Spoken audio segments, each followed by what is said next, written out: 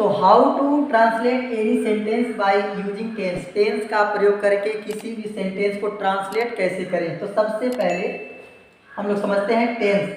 Tense का मतलब होता है काल, काल का मतलब होता है समय।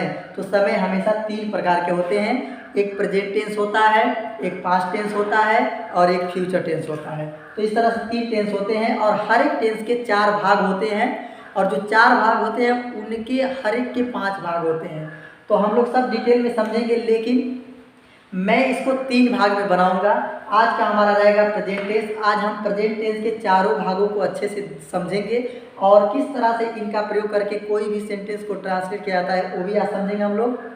और दूसरा भाग में पास्ट टेंस के बारे में बात किया जाएगा और तीसरे भाग में फ्यूचर टेंस के बारे में बात किया जाएगा। तो दोस्तों मेरे चैनल पर आप लोग बने रहिएगा। तो लीजिए शुरू करते हैं। टेंस का मतलब होता है काल। तो काल 3 प्रकार के होते हैं, present tense, past tense, future tense. तो आज हमारा प्रेजेंट टेंस का टॉपिक है। प्रेजेंट टेंस का मतलब होता है वर्तमान काल, वर्तमान काल। तो यहाँ पर वर्तमान काल जो होते हैं इनके भी 4 भाग होते हैं। तो पहला होता है simple present tense. Simple present tense मतलब होता है सामान्य वर्तमान, सामान्य वर्तमान। तो इस सिंपल प्रेजेंट टेंस को हम प्रेजेंट इंडेफिनिट टेंस भी कहते हैं, प्रेजेंट इंडेफिनिट टेंस भी कहते हैं। तो इसमें क्या है दोस्तों, इसका फार्मूला होता है subject verb 1 verb 5 plus object. Subject होता है, वर्ब होता है, ऑब्जेक्ट होता है। तो वर्ब कौन कौन सा होता है, वर्ब 1 वर्ब 5। अब यहाँ पर कंफ्यूजन ये रहता है कि किस सब्जेक्ट में वर्ब 1 का प्रयोग करें और किस सब्जेक्ट में वर्ब 5 का प्रयोग करें। तो दोस्तों यहाँ पर सब्जेक्ट आई, वी, यू, दे और प्लूरल, ध्यान दीजिएगा, आई, वी, यू, दे और प्लूरल इनके साथ में हमेशा वर्ब 1 का प्रयोग किया जाता है। और ही, सी, इट और सिंगुलर, ही, सी, इट और सिंगुलर इनके साथ में हमेशा दोस्तों वर्ब 5 का प्रयोग किया जाता है। वर्ब 5 आप लोग को आता ही होगा। वर्ब 5 मतलब ये होता है कि वर्ब में हम ईएस या यस लगा देते हैं तो हो जाता है हमारा वर्ब 5। तो हम इन्हीं का प्रयोग करके अब क्या करेंगे, हम लोग सेंटेंस बनाएंगे और सेंटेंस को आसानी से ट्रांसलेट करने को सीखेंगे। तो चलिए दोस्तों, सबसे पहले मैं सिंपल प्रेजेंट टेंस को आधार मानते हुए एक सेंटेंस लिख रहा हूं और उस सेंटेंस को हम इसी फॉर्मूले के आधार पर ट्रांसलेट करेंगे और वो ट्रांसलेट एकदम बिल्कुल आसान होगा और आप लोग आसानी से कर पाएंगे। जैसे मैंने हिंदी में एक सेंटेंस लिखा, हिंदी में मैंने लिखा राम अपने मित्रों के साथ एक नदी में तैरने जाता है।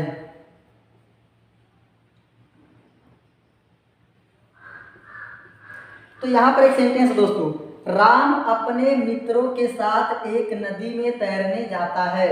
अब कोई भी सेंटेंस हो उसको ट्रांसलेशन करने के लिए सबसे इम्पोर्टेंट बात क्या होती है, सबसे पहले पहचाना जाता है कि वो सेंटेंस जो लिखा है किसका है। तो दोस्तों टेंस के जितने भी पार्ट होते हैं और उनके अंदर जितने भी भाग होते हैं सभी भाग में पहचान होता है। सभी भाग के कुछ अलग अलग पहचान होते हैं। जैसे सिंपल प्रेजेंट टेंस का पहचान होता है, सिंपल प्रेजेंट टेंस का पहचान क्या है दोस्तों, ता है,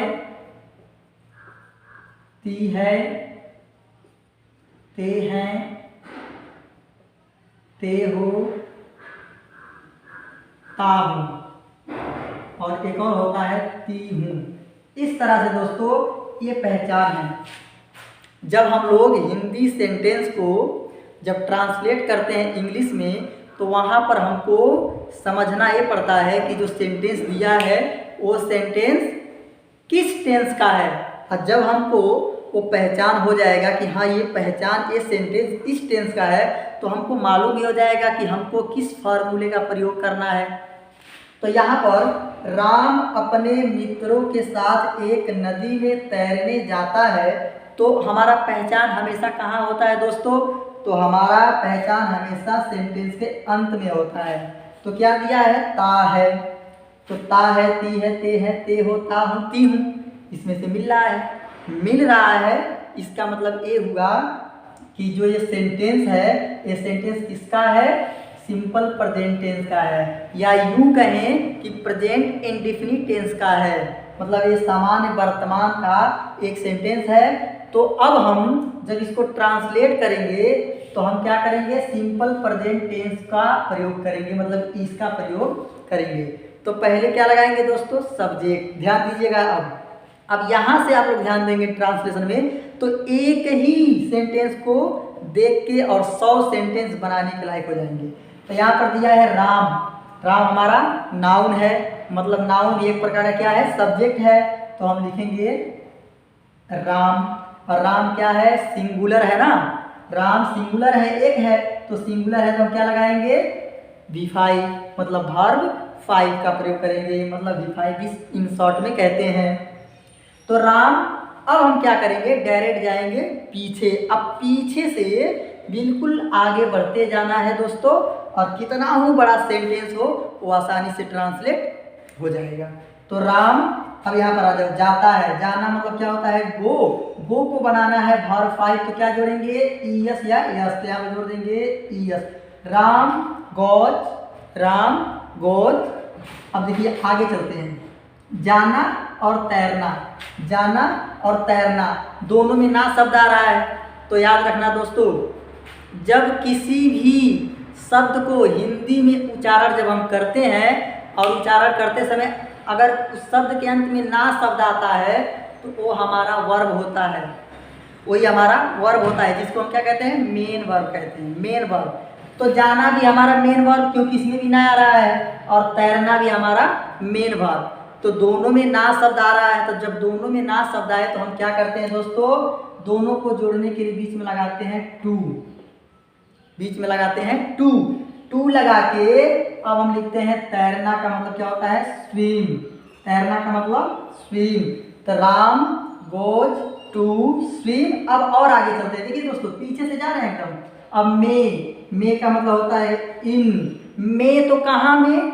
एक नदी में। तो एक नदी, मतलब नदी से, नदी के साथ क्या जोड़ा है? एक। तो पहले एक लिखेंगे। और नदी का मतलब क्या होगा? रिवर। तो Ram goes to swim in a river. अब और आगे चलते हैं दोस्तों। उसके बाद यह साथ। तो साथ का मतलब क्या होगा दोस्तों? विथ। और उसके बाद यहाँ पर दिया है अब के मित्रों अपने, के मित्रों दिया है। तो दोस्तों याद रखिएगा, जब भी आप ट्रांसलेट करते समय विथ का प्रयोग कर देंगे, तो उसमें ध्यान देने वाली बात ये रहती है कि उसमें देखना है अपना शब्द है कि नहीं है। अगर है तो सबसे पहले विथ के तुरंत बाद अपना शब्द लगाया जाता है। तो राम नाम है, तो नाम का अपना शब्द क्या होता है? हीज, मतलब पसेसिव। ये अपना शब्द का मतलब क्या होता है? पसेसिव। तो यहाँ पर हम पसेसिव लगाएंगे तो क्या हो जाएगा? हीज। अब कहोगे सर जी पसेसिव क्या है? तो पसेसिव आओ जाके नाउन का देख लेना, वीडियो बनाया हो इसी में, प्रोनाउन का भी उसी में है, एडजेक्टिव सब में पसेसिव आया है। तो पसेसिव ये होता है, पसेसिव हमेशा अपने के लिए काम करता है। तुम्हारे, उसके, हमारे, जैसे मान लो यहाँ पर दिया है अपने, इस तरह के शब्द को हम क्या कहते हैं? अंग्रेजी में पसेसिव कहते हैं। तो विथ और अपना लिखा है हीज, और हीज उसके बाद क्या दिया है? मित्रों। तो यहाँ क्या हो जाएगा? फ्रेंड्स हो जाएगा। उसके बाद आपको फुल स्टॉप कर देना है। दोस्तों हमने क्या किया? सबसे पहले सब्जेक्ट को लिखा, उसके बाद हम लोग आ गए पीछे। अब पीछे से लाइन बाय लाइन लिखते चले जाओ, एकदम कितना हो बड़ा सेंटेंस हो आसानी से बन जाएगा। Ram goes to swim in a river with his friends. तो इस तरह से दोस्तों टेंस का प्रयोग करके हम ट्रांसलेशन कर सकते हैं। लेकिन ट्रांसलेट करते समय सबसे पहले ध्यान देने वाली बात ये होती है कि हम समझेंगे कि यहाँ पर जो सेंटेंस है, ये सेंटेंस किस टेंस का है, और हर एक टेंस का पहचान होता है। तो पहचान के माध्यम से ही हमको मालूम होगा कि कौन सा। हमने लिखा है मैं अपने माता पिता के साथ एक ट्रेन में बैठकर छुट्टियां मनाने जाती हूँ। अब इतना बड़ा बड़ा सेंटेंस जब बच्चे देखते हैं तो कंफ्यूज होते हैं, लेकिन दोस्तों कंफ्यूज होने वाली कोई बात नहीं है। एकदम सिंपल तरीका समझ लो, दो बातें मेरी ध्यान में रख लो, कितना हूँ बड़ा सेंटेंस आएगा, आसानी से उसे ट्रांसलेट कर लोगे, किसी भी प्रकार का कोई दिक्कत नहीं होगा। तो सबसे पहली बात, दो ही बात बताऊंगा। पहली बात यह है कि सेंटेंस को पढ़ते जाओ तो सबसे अंतिम में देखो उसका पहचान क्या है। तो पहचान है ती हूँ। अब ती हूँ जो पहचान है, किसका पहचान है? सिंपल प्रेजेंट टेंस का। सिंपल प्रेजेंट टेंस का एक पहचान है। तो अब हमको मालूम हो गया कि ये सिंपल प्रेजेंट टेंस का सेंटेंस है, मतलब हमको उसी का फार्मूला रखकर इसको क्या करना है, बनाना है। तो उसका फार्मूला क्या होता है? Subject verb 1 oblique verb 5 plus object. तो मतलब या तो V1 लगाना है या तो V5 लगाना है। सब्जेक्ट लगाओ, V1 V5 ऑब्जेक्ट, बस यही लगाना है। तो यहाँ पर दिया है मैं, तो मैं का मतलब आई। दोस्तों इससे पहले भी जो सेंटेंस बताया हूँ उसमें भी यही कहा था, सबसे पहले सब्जेक्ट को लिख लो आई। अब चले जाओ सीधे पीछे, सबसे पीछे चले जाओ। यहाँ पर दिया जाती हूँ, तो जाना मतलब क्या होता है? गो। और आपको ये मालूम है कि आई के साथ में क्या लगता है? V1 लगता है, तो V1 हो गया आई गो। अब पीछे से एकदम आगे बढ़ते जाओ, कोई दिक्कत है ही नहीं। आई गो और मनाना, देखो मनाना और जाना दोनों ना शब्द आया है। तो अभी बताया ना, दो मेन वर्ब एक साथ हो तो क्या लगाते हैं बीच में? टू। I go to. और मनाना का मतलब क्या होता है? Celebrate. I go to celebrate. और उसके बाद छुट्टियाँ, तो छुट्टियाँ का मतलब वैकेशन भी होता है और हॉलीडेज भी होता है। तो हम लिख देते हैं वैकेशन।